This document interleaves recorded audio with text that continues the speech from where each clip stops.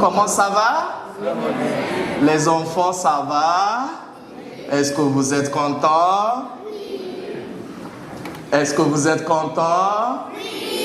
Est-ce qu'on peut applaudir les enfants, s'il vous plaît?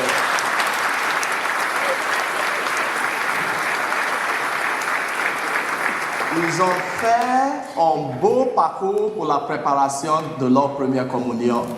Toujours fidèles, toujours attentifs. Je suis fier de vous et je suis content qu'aujourd'hui, vous allez pour la première fois recevoir le Christ. Est-ce que vous êtes prêts? Vous êtes prêts? Ah oui, ce matin, il y a quelqu'un qui m'a demandé, parce que c'est moi qui ai célébré la messe de 8h30, une paroissienne, qu'est-ce qui se passe? Est-ce qu'il y a un mariage ce matin?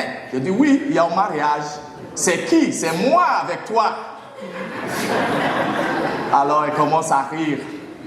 C'est vraiment la fête des enfants. Pour la première fois, ils vont recevoir le Christ. Et ça tombe très bien, ça tombe bien. L'évangile que nous venons d'écouter, c'est vraiment un évangile qui décrit notre mission. Il décrit ce que le Christ veut de nous. Alors, ça a commencé. En fait, il y a beaucoup de choses qu'on peut tirer dans l'évangile d'aujourd'hui, mais je veux me concentrer sur le personnage de Pierre. Le personnage de Pierre. Est-ce que vous connaissez bien Pierre, hein, Saint-Pierre? C'était qui Saint-Pierre? Amanda, dis-moi, c'était qui? Tu sais pas? C'est un disciple, bravo, hein? Vous voyez? C'est un disciple, bravo. C'est un disciple, c'est un apôtre de Jésus-Christ. On pourra dire que c'est un apôtre principal de Jésus-Christ. Il a été toujours avec le Christ. Dans ces 3 ans, oui, ces 3 ans de son ministère, Pierre était toujours avec le Christ. Mais vous savez qu'il a fait quelque chose pendant la souffrance et la mort de Jésus-Christ. Qu'est-ce qu'il a fait? Qu'est-ce que Pierre a fait? Qu'est-ce que Pierre a fait pendant la souffrance, pendant la mort de Jésus-Christ? Il a fait quelque chose de grave. Oui, les enfants. Il a renié. Est-ce qu'on peut l'applaudir, s'il vous plaît? Bravo. Oui. Il a renié le Christ. Alors, vous allez comprendre pourquoi Jésus a posé des questions et pourquoi la troisième question que Jésus a posée, c'était comme si Pierre était fâché. Pourquoi Jésus doit poser la question 3 fois? Combien de fois qu'il a renié le Christ? Il a renié 3 fois. Vous voyez les enfants, hein? Il a renié 3 fois le Christ. Là, aujourd'hui, Jésus, finalement, il est mort. Il est ressuscité. C'était la 3e fois. Quand vous avez bien écouté, c'était la 3e fois que Jésus ressuscité a apparu à ses apôtres. Alors, pendant cette 3e fois, Jésus il a regardé Pierre, yeux avec ses yeux, hein, face à face, et il lui a posé des questions. Pierre, m'aimes-tu? Il dit oui, je t'aime.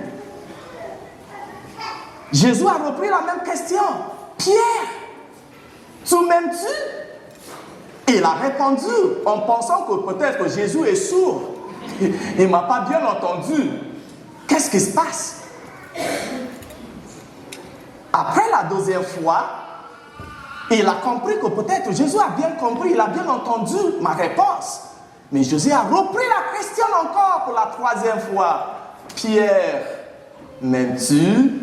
Ah, c'est là.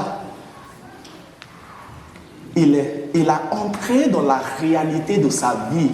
Il a entré dans la profondeur. Est-ce qu'on dit profondeur, hein, Pierre, mon professeur? Oui. Il est entré dans la profondeur de sa vie. Cette question, ce n'est pas juste pour me poser des questions. Hein? Il y a quelque chose beaucoup plus profond. Alors, c'est là qu'il a regardé le Seigneur. Tu sais, mon Seigneur, tu sais, mon Maître, je t'aime. Il a dit avec tout son cœur, avec tout son être, il a répondu à cette question, oui, je t'aime. Alors, c'est là que le Seigneur lui a dit la vérité. Hein? Peut-être il a gardé cette vérité, hein? Il a toujours dit la vérité, hein? Mais à la fin, là, il a gardé cette vérité pour la fin, pour lui dire, c'est bien que tu m'aimes, hein? Mais il y a les implications de ton amour pour moi. Il y a la conséquence de cet amour que tu as pour moi. Alors, mes chers amis, aujourd'hui, nous pouvons penser que cette question, vous voyez, cette question, c'est pas pour juger Pierre. Le Seigneur ne nous juge jamais. Il est tellement amour, il est tellement miséricordieux qu'il va nous serrer dans ses mains tous les jours. Il va nous aimer. Il va nous pardonner. La raison pour laquelle il a posé des questions, ce n'est pas pour mettre Pierre à l'épreuve. Ce n'est pas pour condamner Pierre. Ce n'est pas pour juger Pierre. C'est simplement pour assurer que vraiment Pierre l'aime. Alors, mes chers amis, la même question est adressée à nous tous aujourd'hui. Mettez-vous votre prénom, peut-être c'est Régent.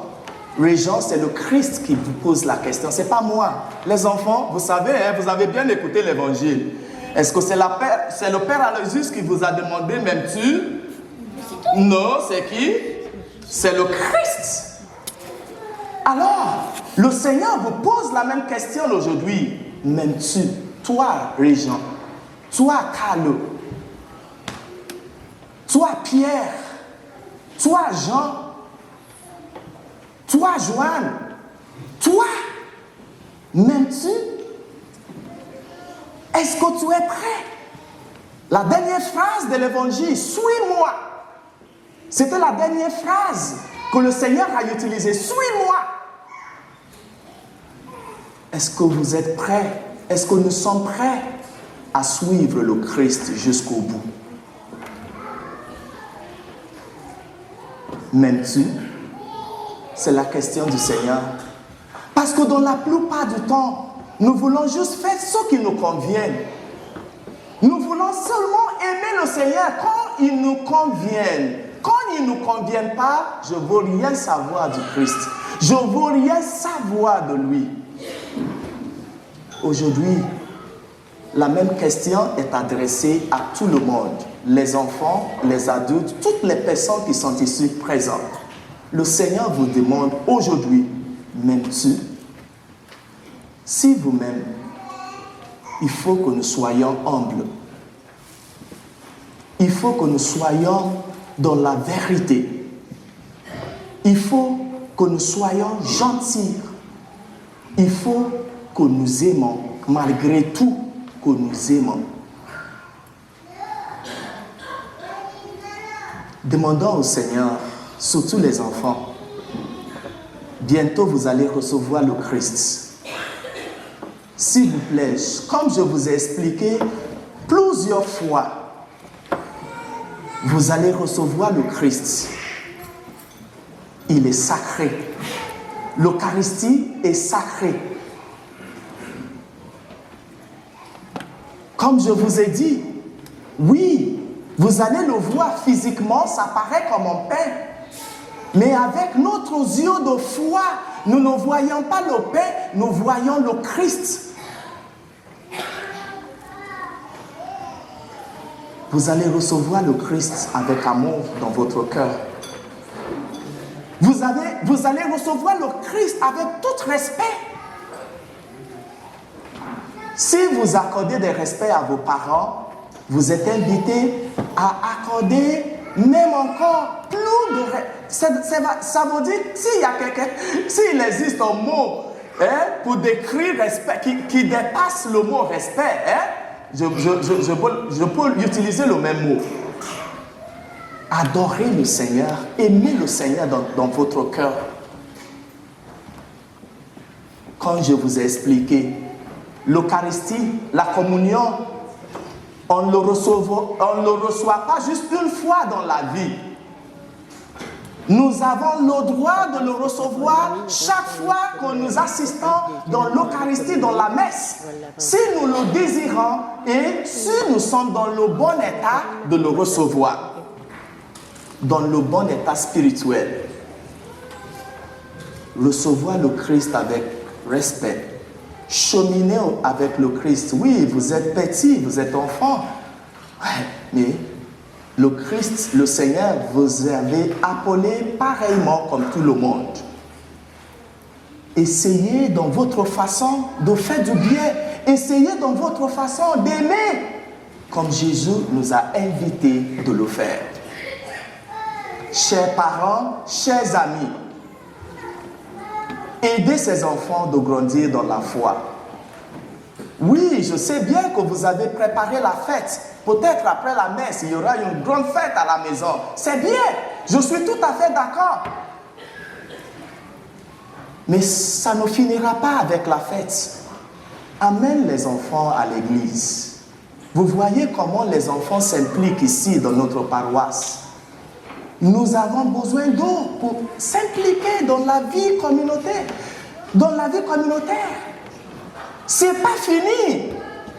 Après aujourd'hui, ça ne veut pas dire que c'est fini. On ne les voit plus. On a passé presque 2 ans pour préparer ces enfants. Toutes les catéchètes qui sont ici ont donné leur temps bénévolement. Est-ce qu'on peut applaudir les catéchètes ici? S'il vous plaît, les catéchètes, est-ce que vous pouvez lever les catéchètes? Les catéchètes, si vous êtes ici, les catéchètes, je vais vous voir. Waouh, merci. Merci beaucoup, merci. Alors, félicitations encore une fois les enfants. Et nous continuons à prier pour vous. Amen. Amen.